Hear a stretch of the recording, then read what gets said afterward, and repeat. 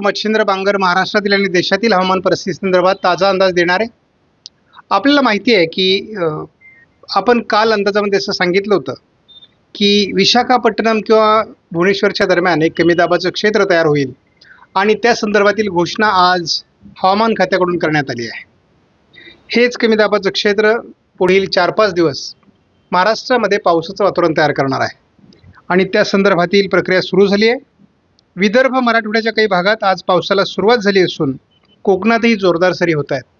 त्यामुळे पावसाला सुरुवात झाली आहे, परंतु सर्वदूर सारखी सुरुवात नसल्यामुळे आणि पहिलाच दिवस आहे, उघडपीनंतर पाऊस सुरू होतोय, त्यामुळे थोडं विरळ त्याची सुरुवात आहे. आपण जर आत्ता महाराष्ट्राची उपग्रहीय छायाचित्र बघितलं तर मराठवाड्याचा पूर्व भाग, पश्चिम महाराष्ट्राच्या पूर्व भागामध्ये, विदर्भामध्ये मेघगर्जना सुरू झाली आहे आणि याचाच अर्थ रात्री पावसाचं क्षेत्र विदर्भ मराठवाड्यात सुरू होईल.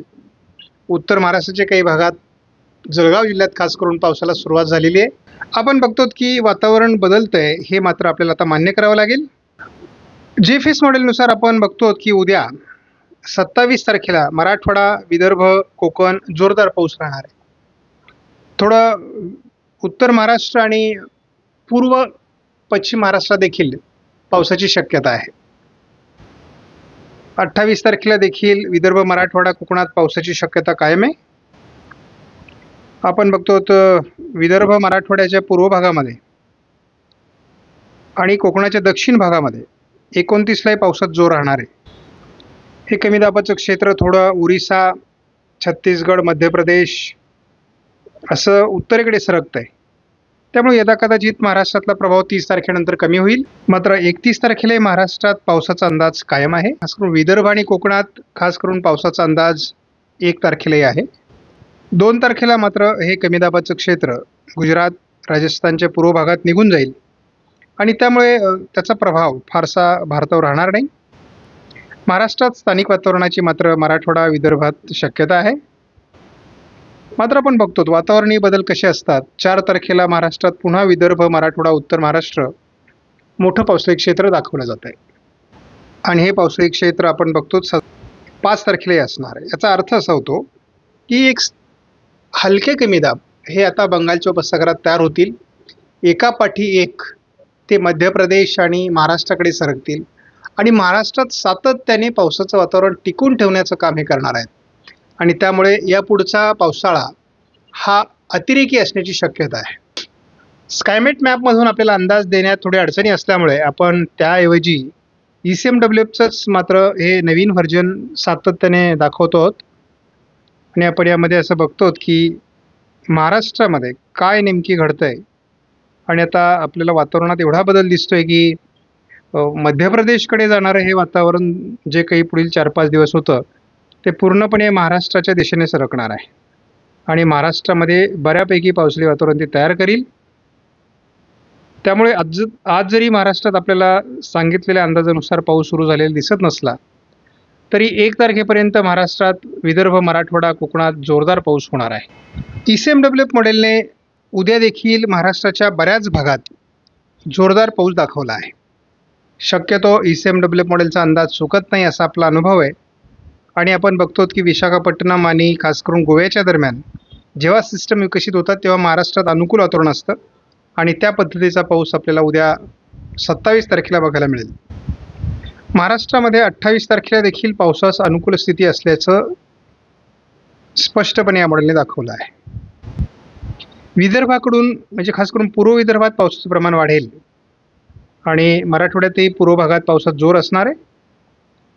आपण बघतो की साधारणपणे हे वातावरण आपल्याला 29लाही महाराष्ट्रात जोरदार दिसते. 30 तारखेला देखील पूर्व मराठवाडा आणि विदर्भ असंच पावसाळी वातावरण राहण्याची शक्यता आहे.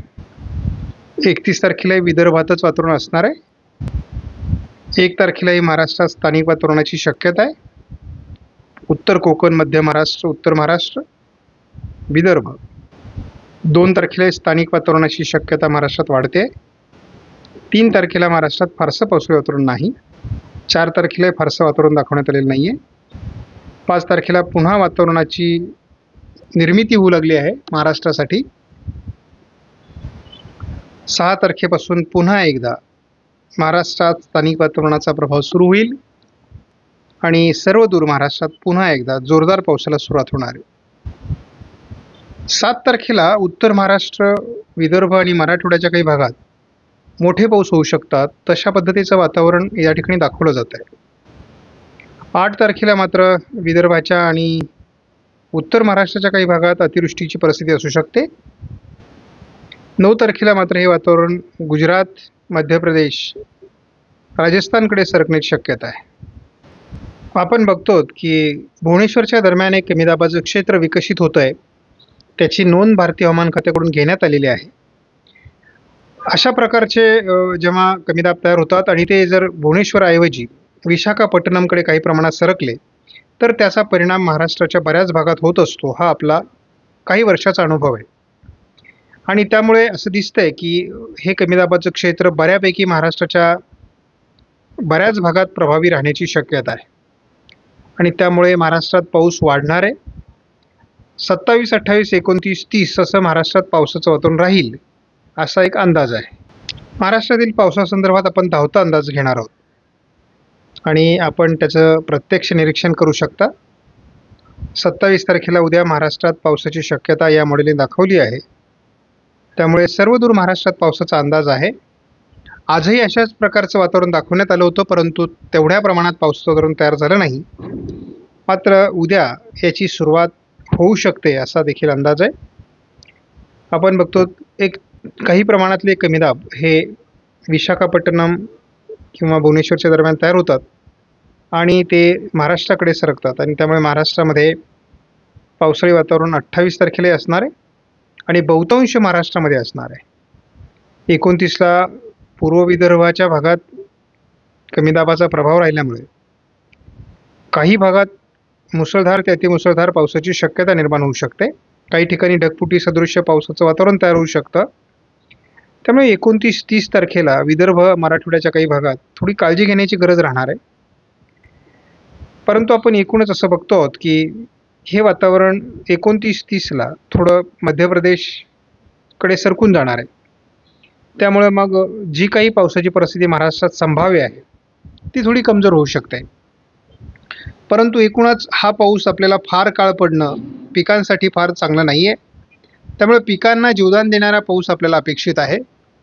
सध्या आपल्याकडे मुबलक अशा प्रकारचं पावसाचं वातावरण गेल्या आठवड्यात झालेलं होतं. त्यामुळे आत्ता तशी फार पावसाची अपेक्षा महाराष्ट्रामध्ये नाही आहे. परंतु तरी देखील आपण बघतो की सातत्याने 1 तारखेला देखील महाराष्ट्रात मान्सून सरींची जोरदार शक्यता आहे. आपण 2 तारखेलाही बघू शकता की मान्सून सरी जोरदार असणार आहेत महाराष्ट्रामध्ये. सह्याद्रीच्या पर्वतरांगांच्या भागामध्ये देखील याचा प्रभाव राहण्याची शक्यता आहे. आपण बघतो 2 तारखेला. त्यामुळे एकूणच अशा प्रकारचं वातावरण सातत्याने महाराष्ट्रात आता बनत राहणार आहे आणि आपल्याला सर्वांना माहिती आहे, आपण सर्व अनुभवी आहात. गणपतीच्या काळामध्ये एकदा पाऊस सुरू झाला की तो फारशी उघडीप देत नाही. म्हणजे गणपती असेपर्यंत तो भाग बदलत की होईना परंतु पडत राहत असतो आणि त्यामुळे गणपतीच्या विसर्जनापर्यंत हे वातावरण कमी अधिक प्रमाणात महाराष्ट्रामध्ये राहील असं दिसतंय. त्यामुळे एकूणच 5 तारखेनंतर किंवा 6 तारखेनंतर पुन्हा महाराष्ट्रामध्ये नवीन कमी दाबाची परिस्थिती निर्माण होऊन पावसाचं प्रमाण वाढण्याची देखील शक्यता आहे. त्यामुळे नेमकी वातावरण कशा पद्धतीने बदलतंय यावर आपण दररोजचे अपडेट देतो आहोत. तरी गुजरातवर एक कमी दाबाचं क्षेत्र आहे 5 तारखेला, ते थोडं महाराष्ट्रात परिणाम करण्याची शक्यता आहे आणि एकूणच जेव्हा अशा प्रकारचे पावसाळी क्षेत्र तयार होतात त्याचे परिणाम आपल्याला उत्तर महाराष्ट्रात बघायला मिळतील.